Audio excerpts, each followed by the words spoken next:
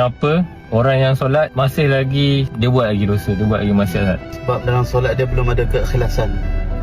Dalam Nabi solat SAW sebut, Man qala la ilaha illallah mukhlisan dakhala al-jannah. Siapa yang ucap la ilaha illallah dengan ikhlas, dia akan masuk syurga.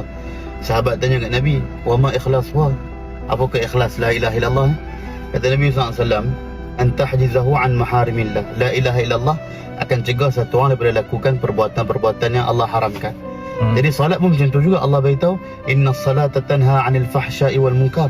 Salat akan cegah satu orang daripada lakukan perbuatan fahsyak dan munkar, perbuatan keji dan kemungkaran. Tapi kenapa masih dia buat lagi? Kerana salat dia tak betul.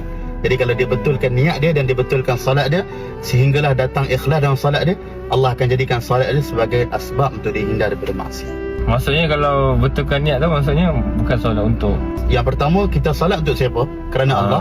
Yang kedua, kita usaha untuk betulkan bacaan kita dalam salat, dan kita usaha untuk datangkan tawajuh dalam salat. faham.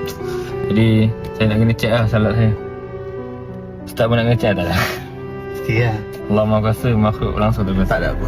La ilaha illallah Muhammadur Rasulullah.